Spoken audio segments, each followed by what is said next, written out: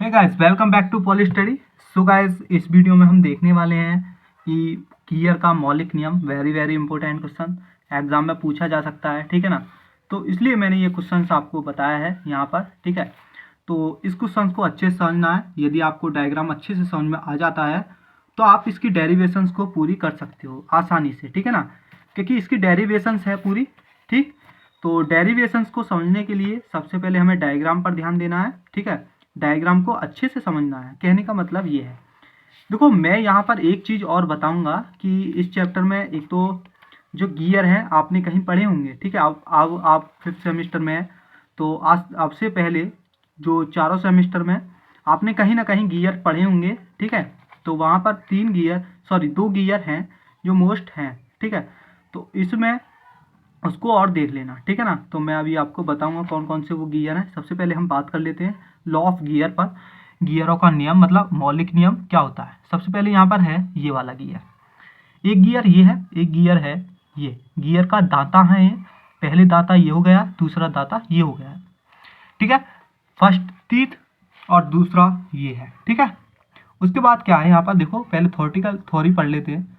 मशीनों में गति एवं पारेषण स्थिर, दो मिलने वाले गियरों में स्थिर वेग अनुपात। ठीक है, हेतु बियरिंग का मौलिक नियम सदैव संतुष्ट होना चाहिए। किन्हीं दो गियरों में उनके परस्पर मिलने वाले दांते के किसी भी संपर्क बिंदु, ठीक है, प्रोफाइल के उभयनिष्ठ लंब गियरों के केंद्र रेखा को सदैव पिच बिंदु पर ही काटता, ठीक है, काटना चाहिए। पिच बिंदु कहाँ पर है, यहाँ पर देखना होगा। ये आपका हो गया उभयनिष्ठ। ठीक है, ये हो गया आपका पिच पॉइंट। ओके, यहाँ तक अच्छे से समझ में आया। अब यहाँ पर क्या है, थ्योरी तो आपने पढ़ ली। अब यहाँ पर मैं समझाता हूँ। यहाँ पर एक गियर का दाता ये है, एक गियर का दाता ये है। ये फर्स्ट टीथ, ये सेकंड टीथ। ठीक है, अब यहाँ पर क्या करते हैं, ये O1 माना हमने, ये पॉइंट, ये O2, इन दोनों को एक दूसरे से आपस में डॉट डॉट कर हमने मिला दिया।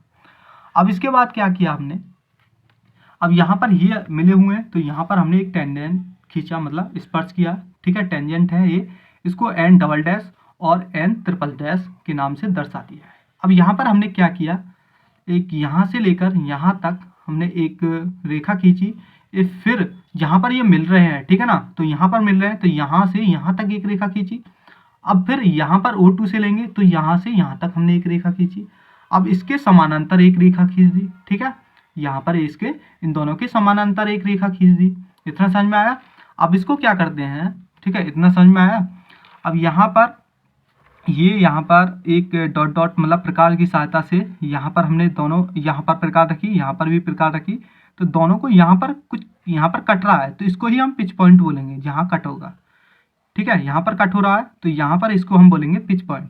इतना समझ में आया। ओके, अब यहाँ पर क्या करा, ये तो हमने रेखा खींच दी, यहाँ पर आपस में मिल रहे हैं ये, तो यहाँ से ही क्या करते हैं, एक एम पॉइंट मानते हैं। ठीक है, यहाँ से यहाँ तक, और इसका कोण हम एल्फा मान लेते हैं। ठीक है, और उसके बाद इसी प्रकार यहाँ पर इसको इसके सापेक्ष यहाँ पर गिरते हैं, एक रेखा खींचते हैं डॉट डॉट में, और इन दोनों के बीच का जो कोण है हम बीटा मान लेते हैं। ओके, अब ये जो है ये ओमेगा 1 कोणीय वेग की गति से जो गति कर रहा है, मतलब घूम रहा है, ये ओमेगा 2 से घूम रहा है। ये O1, ये O2। ठीक है, ये जो पॉइंट है ये इसको K माना है। ठीक है, ये जो यहाँ पर K लिखा हुआ है ये पॉइंट K है, ये M पॉइंट है, ये N पॉइंट है। ठीक है, समझ में आया। ये जो आपके V1 और V2 है ये क्या है, रेखीय वेग है। ठीक है, जितना कोण यहाँ पर ये बना रहे हैं, ठीक है, उतना ही कोण यहाँ पर भी ये बनाएंगे। ओके, इतनी चीज समझ में आई। अब देखो यहाँ पर V1 और V2 है। ठीक है, अब यहाँ पर एक चीज आपको ध्यान रखनी है, V1 cos अल्फा बराबर V2 cos अल्फा होता है यहाँ पर। ठीक है, तो यहाँ पर क्या करेंगे, V1 क्या है, V1 क्या होगा आपका, यहाँ पर V1 देखते हैं, V1 ये है, तो V बराबर R ओमेगा। ठीक है, R क्या होगी यहाँ पर, R और देख लेते हैं। ठीक है, इसका R, तो यहाँ से सीधी गई तो यहाँ पर पॉइंट K मिला। ठीक है, और ये यहाँ पर ये इस प्रकार से रेखा बन रही है, तो O1K ये होगी आपकी रेखा। ठीक है, यहाँ से यहाँ तक O1K तक आपकी होगी रेखा, O1K। समझ में आ गया। अब इसी प्रकार यहाँ पर V2, तो V2 यहाँ पर ये है, अब यहाँ से ये वाली रेखा जा रही है O2 से K तक। ठीक है, अब आगे देखो, यहाँ पर इतना चीज समझ में आ गया होगा आपके। देखो यहाँ पर माना कि गियर O1 व O2 तथा ओमेगा 1 व ओमेगा 2 वेग से क्लॉकवाइज दिशा में घूम रहा है, ठीक है। इनके केंद्र O1 व O2 स्थिर है, ठीक है। गियरों का पिच बिंदु P है, ओके। तो यहाँ पर क्या होगा, V1 cos अल्फा बराबर V2 cos बीटा, ये आपको चीज़ ध्यान रखनी है इतनी, ठीक है। तो यहाँ पर V1 निकालते हैं, V1 क्या होता है, V बराबर R ओमेगा, तो ओमेगा 1 R क्या है, अभी मैंने आपको समझाया O1 के, ठीक है। कॉस अल्फा जो का तो रहेगा, उसके बाद ओमेगा 2 और V2 क्या होगा, O2 इंटू के। समझ में आ गया इतना, ये चीज़ अभी अभी जस्ट समझाया मैंने आपको। इसके बाद क्या करेंगे कि जो कॉस अल्फा है वो निकाल लेते हैं। कॉस अल्फा बराबर क्या करेंगे, आधार बटीकरण होता है, कॉस बराबर आधार बटीकरण। तो यहाँ पर एक त्रिभुज, पहले अल्फा वाले त्रिभुज में लेकर चलते हैं। तो अल्फा क्या बन रहा है यहाँ पर, ये वाला, ठीक है। ये O1 और KM एक त्रिभुज बन रहा है पूरा, ठीक है। सामने वाला क्या होता है, लंब होता है, मतलब KM तो हो गया आपका लंब, ये हो गया आधार, ठीक है, ये हो गया कर्ण। तो आधार बटे कर्ण, तो M जो है MO1 ये हो गया आपका आधार, ठीक है, ये वाला हमने आधार माना। तो ये सामने वाला लंब, इसके जस्ट नीचे आधार, ये हो गया आपका कर्ण, ठीक है। तो कर्ण क्या है, O1 से K, ठीक, समझ में आ गया।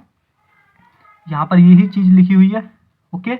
अब यही इसी प्रकार यहाँ पर हम लिखेंगे कॉस बीटा बराबर क्या होगा, कॉस बीटा बराबर क्या होगा, यहाँ पर होगा O2, ठीक है, एक तो O2 दिख रहा है यहाँ पर, और O2n, ठीक है, O2n अपॉन O2k। अब बीटा वाले पे चलते हैं, तो यहाँ पर बीटा ये है, ठीक है, बीटा ये है। तो यहाँ से जो त्रिभुज बना रहा है, इस प्रकार से ये त्रिभुज बना रहा है, ठीक है, एक त्रिभुज ये है, ठीक, सामने वाला लंब होगा, ठीक है। तो यहाँ पर आधार क्या है, आधार होगा ये, ठीक है, ये वाला होगा आधार आपका, ठीक है, ये होगा कर्ण। तो O2n आपके क्या हो गया, यहाँ पर O2n आधार हो गया, कर्ण क्या होगा यहाँ पर O2k, O2 से k, ठीक है, ये आपका हो गया कर्ण, ओके। इतनी चीज़ समझ में आ गई।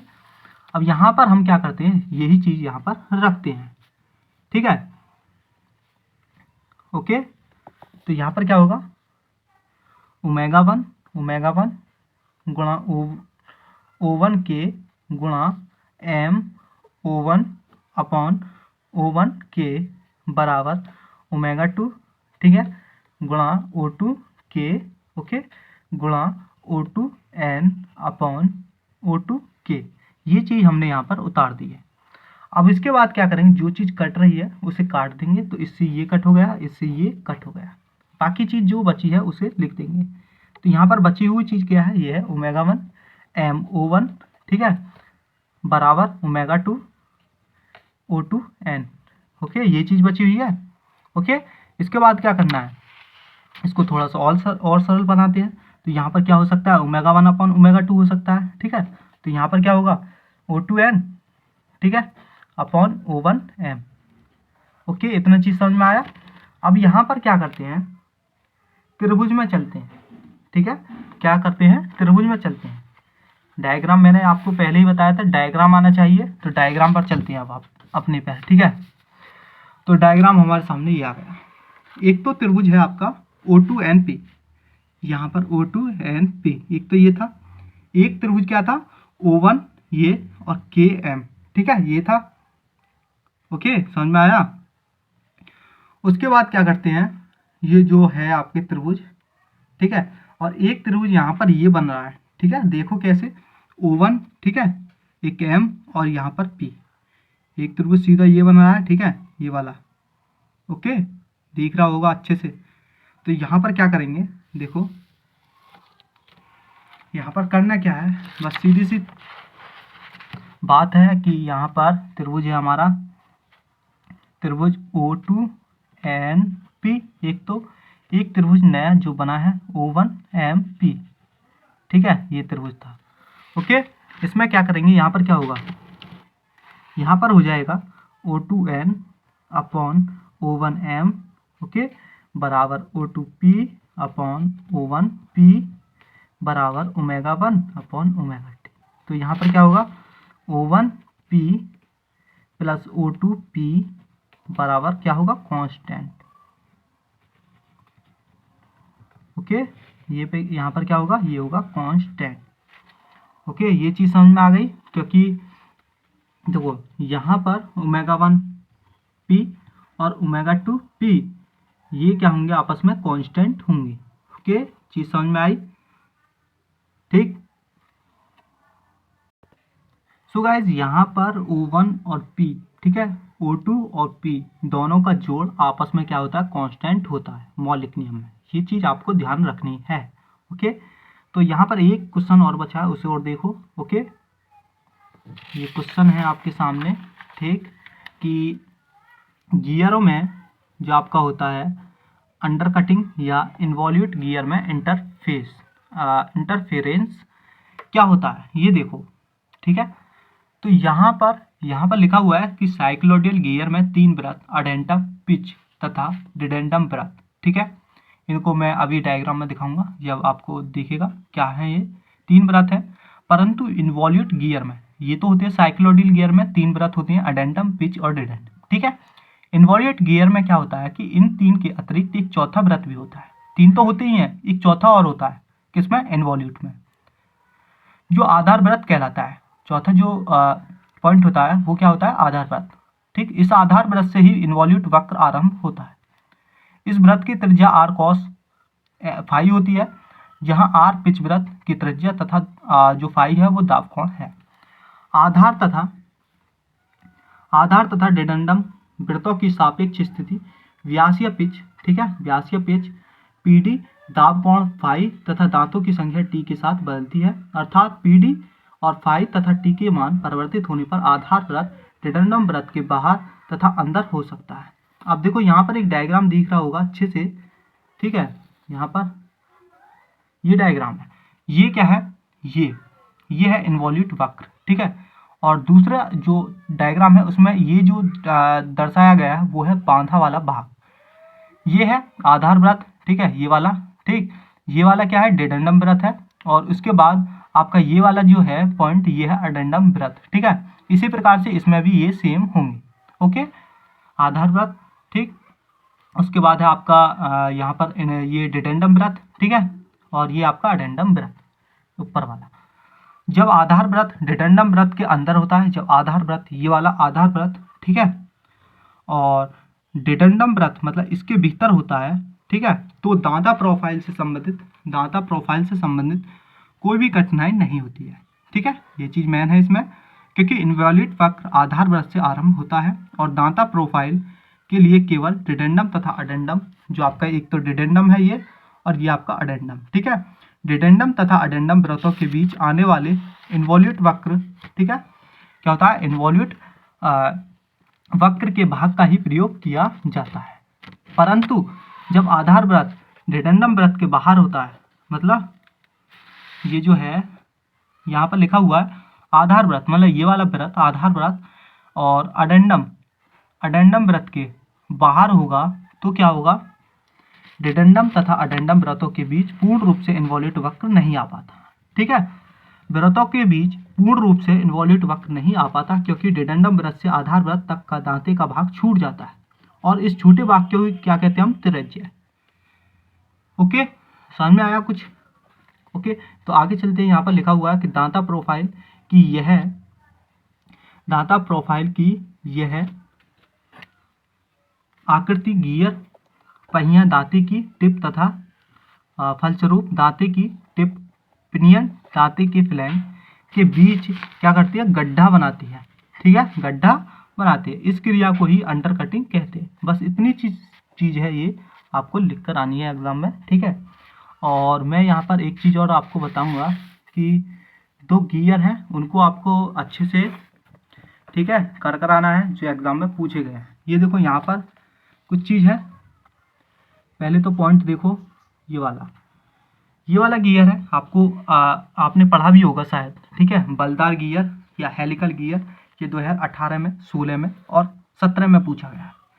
या पूछ सकता है आपसे समांतर शाफ्ट अक्षों वाले गियर का वर्णन करें, या बलदार गियर का वर्णन करें, या नेक्स्ट पूछ सकता है बेवल गियर क्या होता है। ये 2017 में पूछा गया। एक गियर मोस्टली जो सबसे ज़्यादा पूछा जाता है, यदि गियर से रिलेटेड क्वेश्चन आता है तो वह आ सकता है कि विभेदी गियर क्या है। ठीक है, ये पूछा गया 13, 14, 17 में। समझ में आया?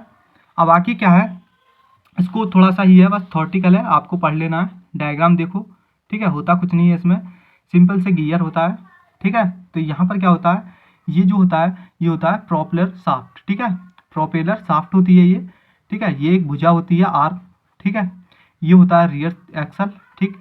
ये होता है व्हील, ओके।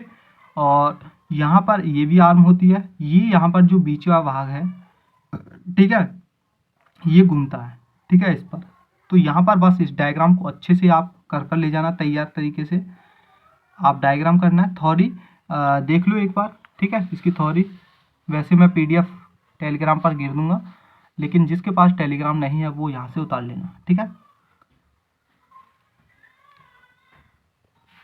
सो गाइस इस थ्योरी को वहाँ से आप उतार सकते हैं, ठीक है ना।